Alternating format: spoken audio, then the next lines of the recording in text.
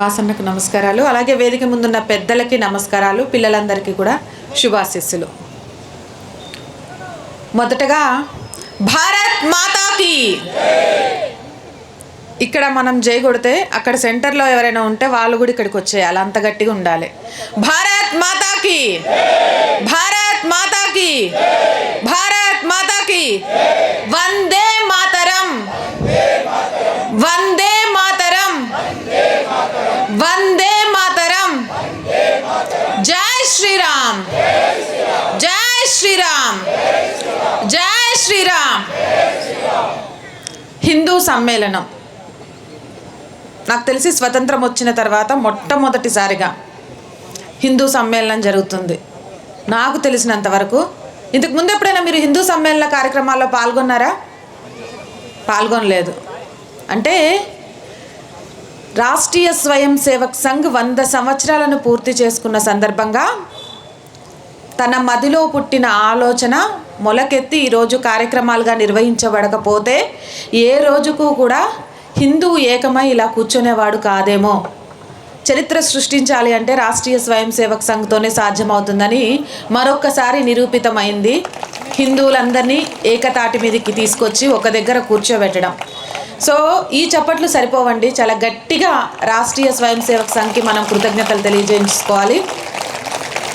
సరే, హిందువులను కూర్చోబెట్టారు, అలాగే 3 వక్తల్ని పిలుస్తున్నారు, మాట్లాడమంటున్నారు. సరే మాట్లాడతారు, మాట్లాడేస్తే ఇక్కడ వినేసి ఇక్కడ వదిలేసి ఇక్కడ నుంచి మనం హాయిగా ఫొటోస్ దిగేసి వెళ్ళిపోతే సరిపోతుందా?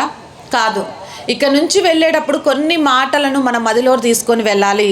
అలాంటి మనలో మార్పు, మనలో మనం సంఘర్షణ చేసుకోవాల్సిన ఒక 5 అంశాల గురించి ఈరోజు నేను మీకు చెప్తాను. వాటినే పంచ పరివర్తన అంటారు. ఈ పంచ పరివర్తన ప్రతి మనిషిలో జరగాల్సిన సంఘర్షణ, ప్రతి మనిషి ఆలోచించాల్సిన విషయం, ప్రతి మనిషి కూడా ఆ ఆలోచనలను ఆచరణలో చెప్పాల్సిన అంశాలు. ఇవి మీ అందరికీ తెలిసినవే అయినప్పటికీ ఈ పంచ పరివర్తన అనేది ప్రతి మనిషిలో ఈ రోజు నుంచి ప్రారంభం చేస్తే ఖచ్చితంగా రేపు 2047 కల్లా భారతదేశం ప్రపంచంలోనే అగ్రగామిగా నిలబడుతుంది, మొదటి స్థానానికి చేరుకుంటుంది. 100 సంవత్సరాల స్వతంత్రం తెచ్చుకున్న సందర్భంగా మనం దేశానికి ఇవ్వాల్సిన కృతజ్ఞత అది. అవేంటి అంటే మీకు చాలా ఈజీగా అందరికీ తెలిసినవే. మొదటిది పర్యావరణ పరిరక్షణ. మేమంతా కూడా చిన్నప్పటి నుంచి స్కూల్లో చదువుకున్నాం, మాకు పర్యావరణ పరిరక్షణ అంటే తెలుసు, మేము పర్యావరణాన్ని కాపాడుతున్నాం అనేవాళ్ళు చేతులెత్తండి. మళ్ళొక్కసారి ఆలోచించుకోండి. చిన్నప్పటి నుంచి మేము చదివినాం, మేము కాపాడుతున్నాం, మేము ఆచరిస్తున్నాం అనేవాళ్ళు మాత్రమే చేతులు ఎత్తేస్తే ఫస్ట్ ర్యాంక్ వస్తుందని ఎత్తేయద్దు. సరే, మొత్తానికి ఆలోచించుకోండి అనగానే చేతులు దించేశారు. ఎవరింట్లో ప్లాస్టిక్ వాడట్లేదు? ప్లాస్టిక్ వాడని ఇల్లేది? ఒక్కళ్ళే చేయెత్తినట్టు కనిపించింది, 2. అంటే ఆ 2 తప్ప మిగిలిన వాళ్ళంతా పర్యావరణానికి హాని చేస్తున్నారండి. మీరు చెప్పింది అబద్ధం, అందుకే మళ్ళీ ఆలోచించుకోండి అని చెప్పాను. ఎవరైతే ప్లాస్టిక్ని వాడరో వాళ్ళే పర్యావరణానికి పెద్ద రక్షకులుగా ఉన్నట్టు. ప్లాస్టిక్ వాడుతున్న మనందరం కూడా పర్యావరణాన్ని మన చేతులతో మనమే నాశనం చేసుకుంటున్నట్టు. పెద్ద భూతం ఏదైనా ఉంది అంటే ప్లాస్టిక్ వాడకాన్ని జీవితంలో కొంచెం కొంచెం తగ్గించండి. ఎంత ఘోరంగా అంటే ఆడవాళ్ళు వాడినంత ప్లాస్టిక్ ఇంకొకళ్ళు వాడరు. కూరగాయలకు పోయిందంటే పచ్చిమిరపకాయలు వేసిన కవర్లో ఖాళీ ఉన్నా కూడా టమాటాలకు ఇంకొక కవర్ అడుగుతాం. ఏ అన్న టమాటాలు కవర్లో వేసి రాదు, ఈ కవర్లో ప్లేస్ లేదు అంటాం. అట్లా ఇంటికి వచ్చేసరికి ఒక 10 కవర్లు జమ చేస్తాం. పోనీ జమ చేసిన కవర్లను ఏమైనా అలానే ఉంచి ఎక్కడైనా రీసైక్లింగ్ చేసే వాటికి ఇస్తామా అంటే కాదు. రోజుకో కవరు చెత్తోడికి 50 రూపాయలు నెలకి ఇవ్వాల్సి వస్తుందని రాత్రి కాగానే అందులో చెత్త పెట్టి తీసుకెళ్ళి రోడ్డు చివర పడేసి వస్తాం. అవునా? అంటే పర్యావరణాన్ని, భూమిని కాపాడాల్సిన ఆడవాళ్ళే ఎక్కువ కలుషితం చేస్తున్నారు. కాబట్టి ముందుగా మారాల్సింది మహిళలే. పర్యావరణ పరిరక్షణలో భాగస్వామ్యులు కావాల్సింది మహిళలే. ఇక ప్లాస్టిక్ వాడకం ఒక్కటేనా అంటే చెట్లను నరికేస్తున్నాం ఇల్లు కట్టుకోవాలి అని.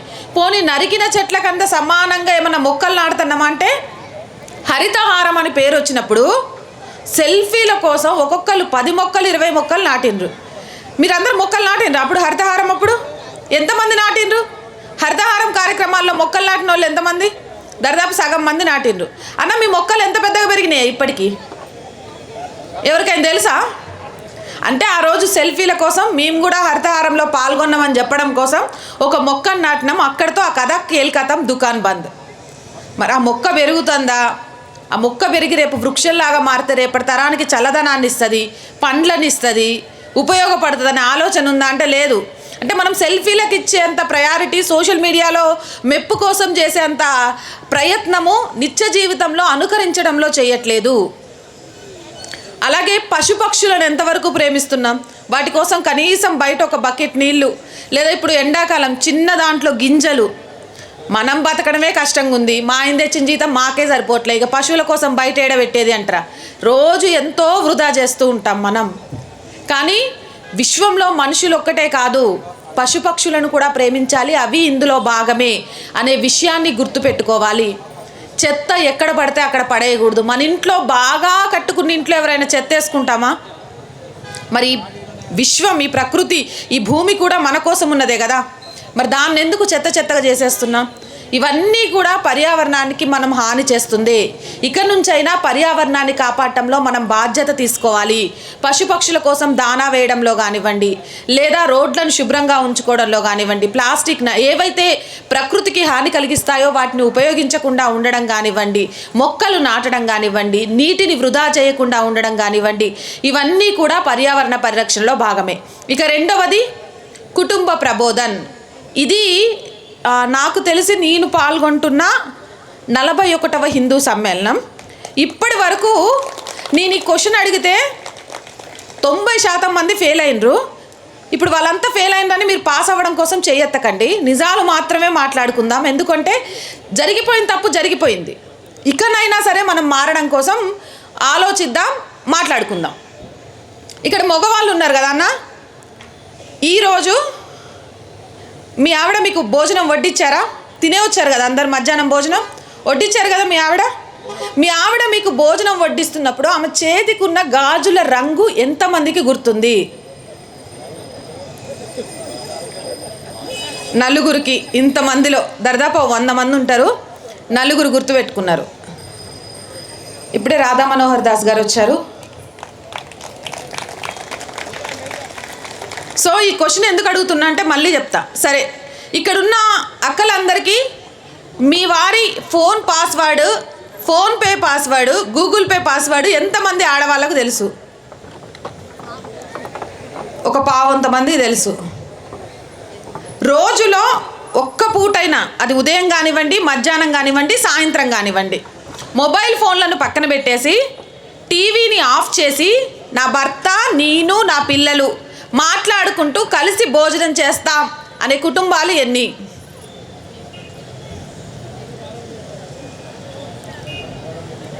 పది మంది కూడా లేరు. రోజులో మగవాళ్ళు ఫోన్ ఎంతసేపు వాడతారు? ఒక 4 గంటలు వాడతారా? రోజు మొత్తంలో వాడతారా 4 గంటలు? ఆడవాళ్ళు టీవీ ఒక 3 గంటలు చూస్తారా? 2 గంటలు? 2 గంటలు కూడా చూడని ఆడవాళ్ళు టీవీ ఉన్నారంటే నేనైతే నమ్మా. ఎవరో ఒకరు. సరే, రోజులో మీ భార్యతో మీరు ఎంతసేపు మాట్లాడతారు? రోజులో మీ భర్త కష్టాన్ని మీరు ఎంతసేపు అడిగి తెలుసుకుంటారు? ఎందుకు అడుగుతున్నానంటే ఇవన్నీ చాలా కామెడీగా అనిపిస్తాయి, కానీ మన జీవితం యాంత్రికంగా తయారైంది, మిషనరీ వ్యవస్థలాగా తయారైంది. ప్రేమ, ఆప్యాయత, ఒకరినొకరు పలకరింపు, మన పక్కనే ఉన్నా కూడా వాట్సాప్లో మెసేజ్లు చేసుకుంటాం తప్ప మనుషులతో మాట్లాడకుండా తయారయ్యాం.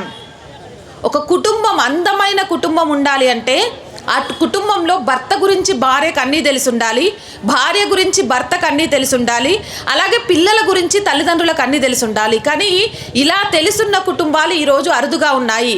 ఎంతమంది తల్లిదండ్రులకు మీ పిల్లల సోషల్ మీడియా అకౌంట్ల పాస్వర్డ్లు తెలుసు? ఎంతమందికి తెలుసు? ఒక్కరికి. అంటే పిల్లలు సోషల్ మీడియాలో ఏం చేస్తున్నారు, ఏంటి ఏది మనం గమనించట్లేదు. వాళ్ళకు ల్యాప్టాప్ కొనిచ్చామా, వాళ్ళకు ట్యాబ్ కొనిచ్చామా, వాళ్ళకు మొబైల్ కొనిచ్చామా, ఫ్రీ ఇంటర్నెట్ కనెక్షన్ ఇంట్లో పెట్టినామా, వాళ్ళు చదువుకుంటారా లేకపోతే ఏమైనా చార్జ్ చేస్తారా, ఎవరితోనైనా ముచ్చట్లు పెడతారా, ఇవన్నీ మనకు అనవసరం. అసలు మన గురించి మనకు పట్టించుకునే టైం ఉంటే కదా. పొద్దున్నుంచి సాయంత్రం దాకా 100 రూపాయలు ఉన్న ఆస్తిని 1000 రూపాయలు ఎలా చేయాలి, 1,00,000 రూపాయలు ఎలా చేయాలి, ఒక ఇల్లు ఉంది ఇంకో ఇల్లు ఎలా కట్టాలి అని మగవాళ్ళు పరిగెడుతూ ఉంటే ఇక ఆడవాళ్ళు ఇంట్లో పని అయిపోయింది కదా నెక్స్ట్ ఏంది అనే తప్ప ఆలోచన లేకుండా ఈరోజు కుటుంబాలు నడిచేస్తున్నాయి. ఒకప్పుడు ఉమ్మడి కుటుంబాలు చాలా ఆనందాన్ని ఇచ్చేవి. ఎండాకాలం వచ్చిందంటే మిద్దెక్కితే ఆ మూల నుంచి ఈ మూల దాకా అమ్మమ్మలు, నాయనమ్మలు, తాతయ్యలు, కథలు, కాలక్షేపాలు. కానీ ఈరోజు ఏసీ రూమ్లో ఎవరికి వారే యమునా తీరే, మాట్లాడుకునేంత టైం కూడా లేకుండా గడిపేస్తున్నాం.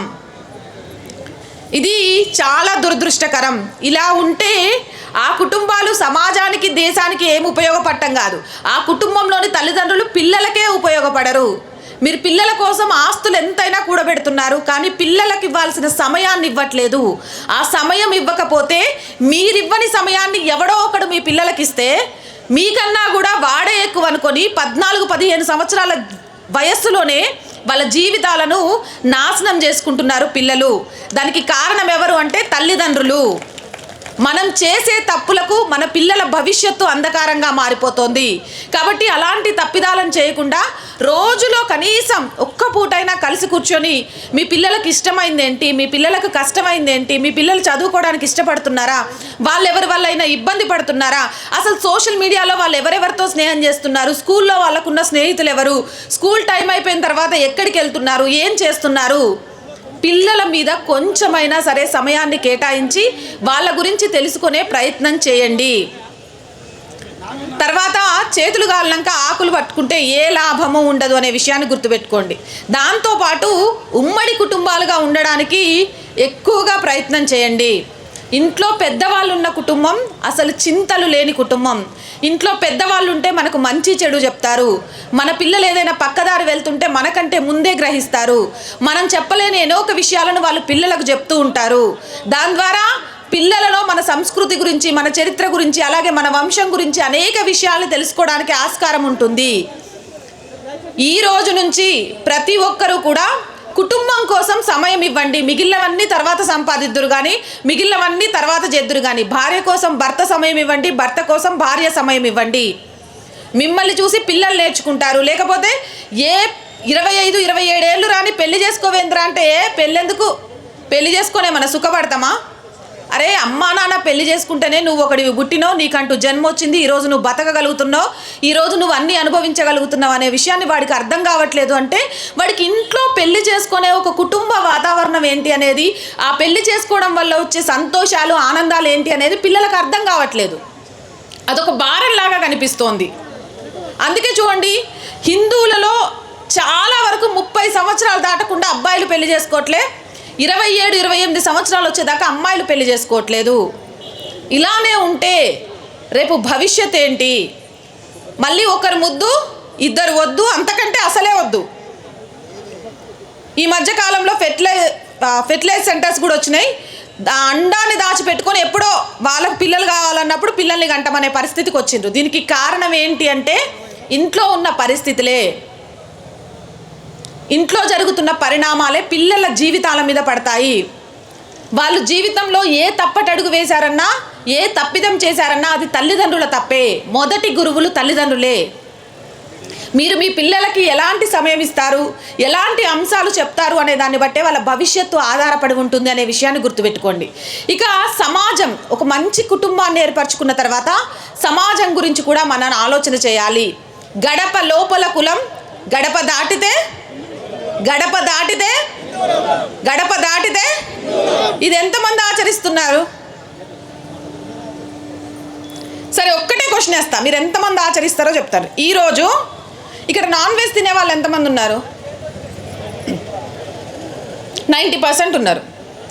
ఈ 90% వాళ్ళు గడప లోపలే కులం, గడప దాటితే హిందువులం అని ఆలోచించి జట్కా పద్ధతిలో మాంసాన్ని విక్రయం చేసే వాళ్ళ దగ్గర మాత్రమే మా సంప్రదాయాలను, ఆచారాలను పాటిస్తూ మాంసం కొంటున్నాం అనేవాళ్ళు ఎంతమంది?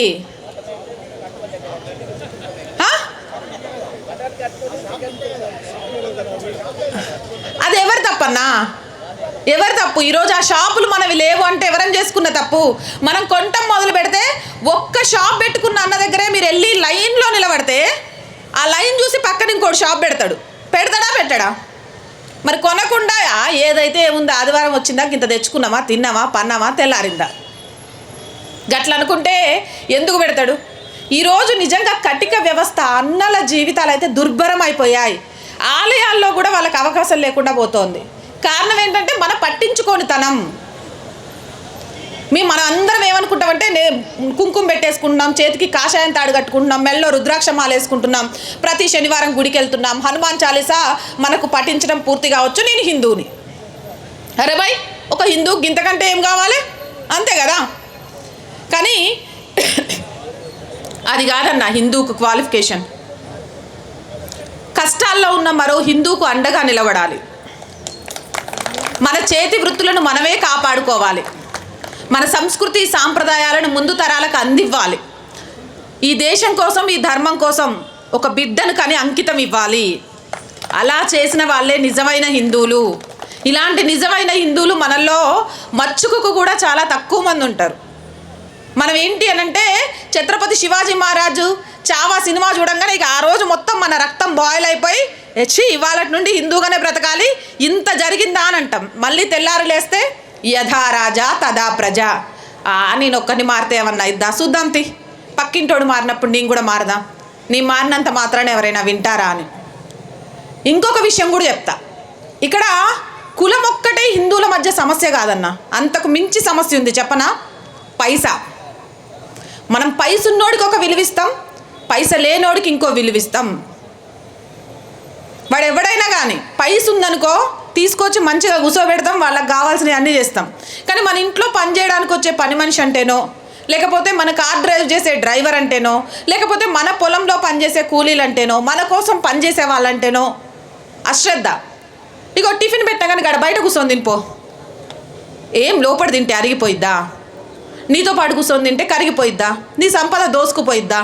నీ ఆచారం చచ్చిపోయిద్దా? పట్టెడు మెతుకుల దగ్గర కూడా ఒక మనిషిలో అసమానతలు మనం చూస్తూ ఉంటే మన కోసం మనమని హిందువులు ఎందుకు నిలబడతారు? సో ఆర్థిక అసమానతలను వదిలేయండి. ఒక్కరోజు ప్రయత్నం చేసి చూడండి అన్న, సంవత్సరం మొత్తంలో మీకోసం పనిచేసే వాళ్ళందరినీ పిలిచి వంట చేసి వాళ్ళతో పాటు మీరు కూర్చొని భోజనం చేయండి. వంట చేసి పెట్టడం కాదు, వాళ్ళతో పాటే ఒక రౌండ్గా కూర్చొని వాళ్ళు మీకు వడ్డించాలి, మీరు వాళ్ళకు వడ్డించాలి, కలిసి తినాలి. అప్పుడు చూడండి నెక్స్ట్ డే నుంచి వాళ్ళ పనిలో కూడా ఎంత చేంజ్ వస్తుంది అనేది. నువ్వు మనిషిని మనిషిలాగా చూడు, మనిషిలో ఉన్న బాధ ఏంటో తెలుసుకో, మనిషిలో ఉన్న అవసరం ఏంటో తెలుసుకో. అవసరాలకు అనుగుణంగా నువ్వేం చేయగలుగుతావో అని చెయ్యి. అది హిందువుకి ఏం చేయగలుగుతావో చెయ్యి, ఈ ధర్మానికి ఏం చేయగలుగుతావో చెయ్యి. అంతే తప్ప నేను గుడికి వెళ్తున్నా, గుడికి లక్షల డొనేషన్ ఇస్తున్నా, కార్యక్రమాలు జరిగితే అది చేస్తున్నా, ఇది చేస్తున్నా, ఇవన్నీ కాదన్నా. నువ్వు గ్రౌండ్ రియాలిటీలో ఎంతవరకు హిందూగా బ్రతుకుతున్నావు అనేది మాత్రమే ముఖ్యం. అసమానతలు, అది కులం కావచ్చు లేకపోతే ఆర్థికం కావచ్చు, ఈ రెండు అసమానతలు లేని ఒక సమాజాన్ని నిర్మించాల్సిన బాధ్యత హిందూగా నీ మీదే ఉంది. ఆ బాధ్యతను నిర్వర్తించాల్సింది నువ్వే. ఈరోజు కటిక వ్యాపారమైనా లేకపోతే మంగళి వ్యాపారమైనా ఇలా చాలా కుల వృత్తులు మన చేతి నుంచి చేజారిపోయాయంటే కారణం మనమే. ఈ విషయాన్ని అందరూ గుర్తుపెట్టుకోవాలి. దీంతో పాటు మన సంస్కృతి, మన సాంప్రదాయం, మన ఆలయాలు, మన ఆచార వ్యవహారాలు, మన కట్టుబొట్టు మన పిల్లలకు నేర్పించాలి. బొట్టు పెట్టుకొని ఒక ఉద్యోగం చేయడానికి వెళ్ళలేకపోతుంది, కుంకుమ పెట్టుకొని గాజులు వేసుకొని స్కూల్కి వెళ్ళలేకపోతుంది అని చెప్తే మనం కూడా కాంప్రమైజ్ అయిపోతున్నాం. ఎంత కాంప్రమైజ్ అవుతున్నామంటే ఒక ఎగ్జామ్ సెంటర్లోకి వెళ్ళాలి అంటే హిజాబ్ ద్వారా వెళ్తే తప్పులేదు, కానీ ముక్కు పుడకకు స్టిక్కర్ లేనిది లోపలికి వెళ్ళలేదు అనంత కాంప్రమైజ్ అయ్యి వెళ్ళిపోతున్నాం. ఆ సాంప్రదాయాన్ని మన చేతులతో మనమే నాశనం చేస్తున్నాం. ఎందుకు బిడ్డ నువ్వు కుంకుమ పెట్టుకుంటే ఒక కార్పొరేట్ కంపెనీలో పనిచేయలేవు? ఒక అమ్మాయి బుర్కా వేసుకొని వచ్చి పని చేయగలిగినప్పుడు నువ్వు బొట్టు పెట్టుకొని ఎందుకు పని చేయలేకపోతున్నావు అని మీ బిడ్డను ఎప్పుడైనా అడిగినరా? లేకపోతే ఆ కార్పొరేట్ కంపెనీ యజమాని ఎప్పుడైనా అడిగినరా? మనం అడ్జస్ట్ అవుతాం, మనం కాంప్రమైజ్ అవుతాం, హిందూ మాత్రమే సెక్యులర్గా బ్రతకాలి అనేది నేర్పిస్తున్నాం కాబట్టి అలా అవుతుంది. మన ఆహారం మనం తినాలి, మన కట్టుబొట్టు మనం పాటించాలి. సమయాభావం ఉంది, ఇంకా మాట్లాడాల్సిన చాలా ఉంది. దీంతోపాటు భారత పౌరుడిగా మన విధులేంటి, మన బాధ్యతలేంటి మనం తెలుసుకోవాలి. నోటు తీసుకోకుండా ఓటేసేటోళ్ళు ఎంతమంది అన్నా ఇక్కడ? నోటు తీసుకోకుండా ఓటేసిన వాళ్ళు నాకు చెప్పకుండా మీ మనస్సాక్షులకు చెప్పండి. తాగి డ్రైవ్ చేయడం ఎంత తప్పో పైసా తీసుకొని ఓటేయడం అంతే తప్పు. డ్రైవ్ తాగి నువ్వు చేస్తే నీకేమన్నా ప్రమాదం అయితే నీ కుటుంబం ఒక్కటే నష్టపోయిద్ది, కానీ నువ్వు పైసలు తీసుకొని ఓటేస్తే సమాజం మొత్తం నష్టపోయిద్ది. ఆ విషయాన్ని గుర్తుపెట్టుకోవాలి. అలాగే హెల్మెట్ పెట్టుకొని వెళ్ళడం, సీట్ బెల్ట్ పెట్టుకొని వెళ్ళడం, అలాగే పెద్దవాళ్ళు కనబడితే వాళ్ళని రెస్పెక్ట్ చేయడం, వాళ్ళకి సీట్ ఇవ్వడం, గర్భవతులు కనబడితే వాళ్ళకి ఏదైనా సహాయం చేయడం, ఇలాంటివన్నీ కూడా ఎవరు మనకి కొట్టి నేర్పించరు. భారతదేశం రాజ్యాంగం ప్రకారం మనకు హక్కులు ఎలా ఇచ్చిందో కొన్ని బాధ్యతలను కూడా ఇచ్చింది. ఆ బాధ్యతలను నెరవేర్చాలి. ఫస్ట్ హిందువులు 100% ఓటు వేయడానికి వెళ్ళండి. పోలింగ్ బూతుల దగ్గరికి 100% ఓటు వేయడానికి మీరు వెళ్తే హిందువుగా గెలిచినట్టే. అత్యధికంగా ఓటు వేయంది ఎవరైనా ఉన్నారా అంటే హిందువులే. ఇంకా మాట్లాడాలని చాలా ఉంది, కానీ ఇక్కడ సమయం అయిపోయిందని చెప్పారు కాబట్టి ఇక్కడితోనే మాట ఆపేస్తున్నాను. కానీ మీరంతా నాకు ప్రమాణం చేయాలన్నా, చేస్తారా? మీ చేయి ముందుకు పెట్టండి. అరే ఆడోళ్ళకి చేతులు లేవా? నాకు కనబడట్లే. దేశాన్ని ధర్మాన్ని కాపాడడానికి సిద్ధంగా ఉంటాం. ప్రకృతిని ప్రేమిస్తాం, ప్రకృతిని ఆరాధిస్తాం. ప్రకృతికి విపత్తు కలిగించే ఏ పని చేయం. హిందువుగా మరో హిందువును ఆదుకుంటాం, ఆర్థికంగా నిలబెడతాం. అసమానతలు లేని సమాజాన్ని నిర్మిస్తాం. స్వదేశీ వస్తువులను మాత్రమే కొంటాం. స్వధర్మాన్ని మేము పాటిస్తూ మా పిల్లలకు నేర్పిస్తాం. సంస్కృతి సాంప్రదాయాలను తూచా తప్పకుండా నిలబెడతాం. రాజ్యాంగం ఇచ్చిన పౌర బాధ్యతలను ఈ రోజు నుంచి పాటిస్తాం. దైవ సాక్షిగా నోటు తీసుకొని ఓటు వేయం. ఓటును అమ్ముకోం, ఓటును నమ్ముకుంటాం. భారత్ మాతాకి, భారత్ మాతాకి, భారత్ మాతాకి. వందే మాతరం, వందే మాతరం, వందే మాతరం. జై శ్రీరామ్, జై శ్రీరామ్, జై శ్రీరామ్. ఈ అవకాశం ఇచ్చిన పెద్దలందరికీ ధన్యవాదాలండి.